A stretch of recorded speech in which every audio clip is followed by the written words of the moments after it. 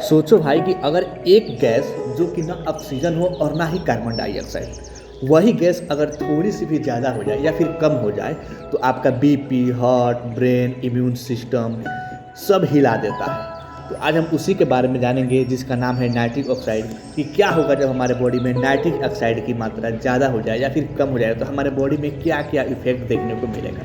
तो चलिए वीडियो शुरू करते हैं। उससे पहले देखिए, this video is proudly sponsored by Ram Gupta. सबसे पहले देखेंगे थोड़ा नाइट्रिक ऑक्साइड के बारे में। देखिए, नाइट्रिक ऑक्साइड जो होता है ना, एक सिग्नलिंग मॉलिक्यूल होता है, ठीक है, जो कि blood vessels, heart brain, lungs, immunity सब जगह काम करता है, ठीक है। ये जो होता है ना इंडोथेलियम, बोलो तो ब्लड वेसल की जो लाइनिंग होती है ना, वहीं से बनता है, ठीक है। और हमारे अगर ये नॉर्मल लेवल रहता है ना, नाइट्रिक ऑक्साइड हमारे बॉडी में नॉर्मल लेवल रहता है ना, तो ये लाइफ सेविंग का काम करता है, ठीक है। लेकिन अगर थोड़ा सा भी ये इम्बैलेंस हुआ ना नाइट्रिक ऑक्साइड, तो हमारे बॉडी को ट्रबल में डाल देता है, ठीक है। खासकर ब्लड प्रेशर, जो हार्ट हो गया, बीपी, ब्रेन, लंग्स, सब इम्यूनिटी सबको डिस्टर्ब करेगा, ठीक है। तो आज हम सबसे पहले देखते हैं कि what happened when nitric oxide is low, मतलब क्या होगा जब हमारे बॉडी में नाइट्रिक ऑक्साइड कम हो जाएगी, ठीक है। पहला इफेक्ट पड़ेगा, ब्लड वेसल जो होता है वो टाइट हो जाती है, जिसको बोलते हैं वेसोकंस्ट्रिक्शन, ठीक है। उसके बाद से हाई ब्लड प्रेशर होने लगेगा, हार्ट को एक्स्ट्रा मेहनत करनी पड़ेगी, ब्रेन पर भी इफेक्ट पड़ेगा, इरेक्टाइल डिस्फंक्शन होने लगेगी, जिसको ईडी बोला जाता है।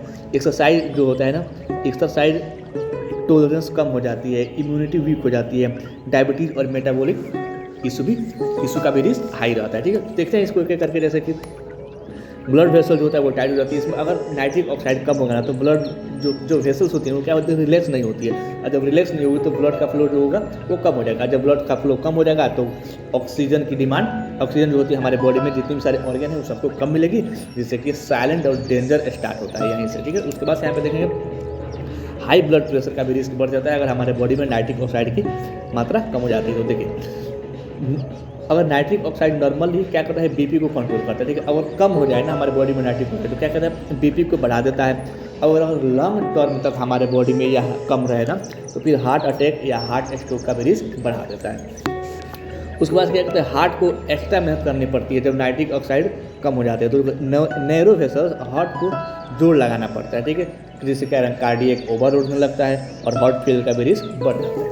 उसके बाद से ब्रेन पर भी इफेक्ट पड़ता है, जैसे फोकस एंड मेमोरी वीक हो जाती है, सेरिब्रल ब्लड फ्लो कम हो जाता है, जब उसके कारण कुछ सिम्टम्स देखने को मिलते हैं आपको, जैसे कि ब्रेन फॉग हो गया, मेमोरी इशू, हेडेक, ये सारी चीज़ें का क्या होगी जब नाइट्रिक ऑक्साइड की मात्रा कम होगी। इतना समझो, जो नाइट्रिक ऑक्साइड की मात्रा कम होगी, यही सब चीज़ समझो। अगर नाइट्रिक ऑक्साइड की मात्रा कम हो जाएगी तो ब्लड वेसल्स रिलैक्स नहीं होती है, जब ब्लड वेसल्स रिलैक्स नहीं होगी तो ब्लड का फ्लो कम होगा, ठीक है। और जब ब्लड का फ्लो कम होगा तो ऑक्सीजन या फिर कोई भी चीज़ या न्यूट्रिशन हमारे बॉडी के ऑर्गन तक नहीं जाएगी, तो काम ही नहीं करेगा।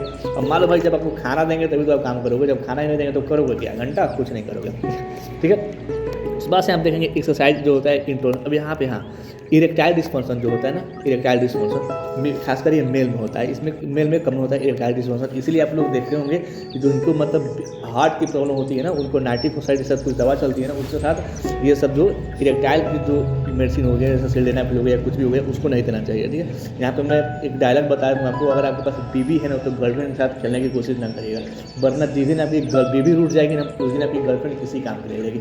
मतलब आप अगर दिल की बीमारी से खेल रहे हैं ना, अगर आपको दिल की बीमारी है तो लंड के साथ खेलने की कोशिश ना करिए, ठीक है, वरना आपका जिस दिन दिल बैठा ना, उस दिन सब चीज़ बैठ जाएगा, जिस दिन दिल डाउन हुआ उस दिन सब चीज़ डाउन हो जाएगा, ठीक है। तो देखिए, यहाँ बात करें इरेक्टाइल डिस्फंक्शन होने लगता है मेल में, क्या कहते हैं, नाइट्रिक ऑक्साइड का जो होता है ना, इरेक्शन के लिए की मोलिक्यूल होता है, ठीक है। और अगर कम नाइट्रिक ऑक्साइड होगा ना तो पुअर ब्लड फ्लो होगा, जब पुअर ब्लड फ्लो होगा तो ईडी हो जाएगा, ईडी की अब ब्लड फ्लो ही पुअर हो जाएगा तो इरेक्टाइल डिस्फंक्शन ही हो जाएगा ना, जब ब्लड जाएगा ही नहीं, फ्लो ही नहीं होगा, तो फिर कहाँ से आपका काम इंजन स्टार्ट होगा, ठीक है। इसीलिए ईडी जो होता है ना, ड्रग जो होते हैं ना, वो एनो पाथवे पर काम करते हैं, नाइट्रिक ऑक्साइड पाथवे पर काम, और नाइट्रिक ऑक्साइड पर ही ज़्यादातर आप लोग देखेंगे बीपी और हार्ट की दवाइयाँ काम करती हैं, ओके। ऐसा मुझे ऐसा लगता नहीं है, मतलब थोड़ा कुछ कन्फ्यूजन है, बस उतना भी कन्फ्यूजन नहीं है, मतलब इतना समझो काम करता है इस पर, ठीक है। उसके बाद से यहाँ बात करें एक्सरसाइज एक्सरसाइज जो होता है टॉलरेंस कम हो जाती है, मसल्स जो होता है वो वीक ऑक्सीजन सप्लाई करता है, जिससे जल्दी थकान हो लगती है, और स्टेमिना भी थोड़ा बहुत स्टेमिना जो होता है वो लो फील होता है हम सबको, ठीक है। उसके बाद से हम बात करेंगे इम्यूनिटी जो होती है वो वीक हो जाती है, इम्यूनिटी वीक हो जाती है, अगर नाइट्रिक ऑक्साइड कम होगा ना तो इम्यून सेल का वेपन हो जाता है। देखिए, नाइट्रिक ऑक्साइड जो होता है, देखिए नाइट्रिक ऑक्साइड क्या होता है, इम्यून सेल का वेपन होता है, ठीक है। और अगर कम नाइट्रिक ऑक्साइड होगा ना तो इन्फेक्शन से लड़ने की पावर जो होती है वो कम हो जाती है, ठीक है। अभी हम बात करेंगे डायबिटीज़ एंड मेटाबॉलिक इशू का भी रिस्क बढ़ जाता है। इसमें क्या होता है, नाइट्रिक ऑक्साइड जो होता है ना, इंसुलिन सेंसिटिविटी को इम्प्रूव करता है, और अगर हमारे बॉडी में कम नाइट्रिक ऑक्साइड हो जाएगा तो इंसुलिन रेसिस्टेंस बढ़ जाएगी। ओके, उसके बाद से हम बात करेंगे क्या होगा जब हमारे बॉडी में नाइट्रिक ऑक्साइड की मात्रा ज़्यादा हो जाए। ठीक है, देखिए नॉर्मली होता कभी नाइट्रिक ऑक्साइड की मात्रा देखते हैं, लेकिन अगर हमारे बॉडी में नाइट्रिक ऑक्साइड की मात्रा ज़्यादा हो जाती है ना, तो ब्लड प्रेशर जो होता है वो डेंजरसली हाई लेवल तक गिर सकता है, जिसको बोलते हैं हाइपोटेंशन। अगर ज़्यादा एंडो होगा तो ब्लड प्रेशर जो होगा ओवर रिलैक्स हो जाएगा, जब ओवर रिलैक्स हो जाएगा तो बीपी जो होता है वो सडन ड्रॉप हो जाएगा, जब बीपी सडन ड्रॉप होगा तो डिजीनेस एंड फैटिग। जब हमारे बॉडी में नाइट्रिक ऑक्साइड की मात्रा ज़्यादा हो जाएगी तो जो ब्लड वेसल्स है वो क्या हो जाएंगे, रिलैक्स हो जाएंगे, ओवर रिलैक्स हो जाएंगे, और जब हमारे बॉडी में नाइट्रिक ऑक्साइड की मात्रा कम होगी तो ब्लड वेसल जो होता है वो रिलैक्स नहीं हो जाएगा, वो टाइट हो जाएगा। ठीक है, इतना समझो। उसके बाद से हम बात करेंगे दूसरा पॉइंट है कि सेप्टिक शॉक जैसे कंडीशन में इसका जो रोल है, सीवियर इन्फेक्शन जैसे बॉडी एक्सेस नाइट्रिक ऑक्साइड बनाती है, रिजल्ट में आपका बीपी होता है, कोलेस्ट्रॉल होता है, ऑर्गन फेल का भी रिस्क बढ़ जाता है। उसके बाद से यहाँ से बात करेंगे ऑक्सीडेटिव स्ट्रेस बढ़ता है। ठीक है, अगर हमारे बॉडी में नाइट्रिक ऑक्साइड की मात्रा ज़्यादा होगी तो ऑक्सीडेटिव स्ट्रेस बढ़ेंगे, जिस कारण हमारा सेल डैमेज और डीएनए डैमेज होगा, एजिंग फास्ट होने लगती है। ऑक्सीडेटिव स्ट्रेस बढ़ेगा तो डीएनए और सेल भी डैमेज होगा और एजिंग भी फास्ट होगी।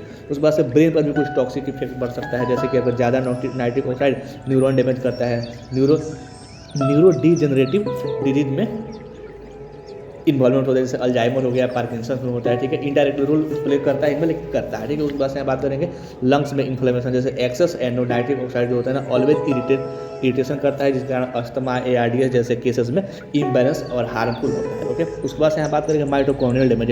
माइटोकॉन्ड्रियल डैमेज कर देगा नाइट्रिक ऑक्साइड, तो क्या होगा, एनर्जी कम बनेगी।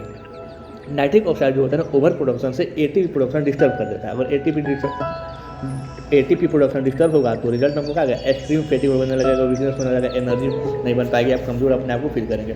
उसके बाद से हम बात करेंगे इम्यून सिस्टम ओवर एक्टिवेट हो जाते हैं, ऑटो इम्यून रिएक्शन का रिस्क बढ़ जाता है और बॉडी अपने ही सेल के ऊपर अटैक करने लगती है। ठीक है, उसके बाद से हम बात करेंगे कैंसर प्रोग्रेसिव में भी ड्यूअल रोल करता है, जैसे अगर नॉर्मल नाइट्रिक ऑक्साइड रहेगा तो प्रोटेक्टिव है, और अगर एक्सेस होगा नाइट्रिक ऑक्साइड ना तो वो ट्यूमर ग्रोथ एंड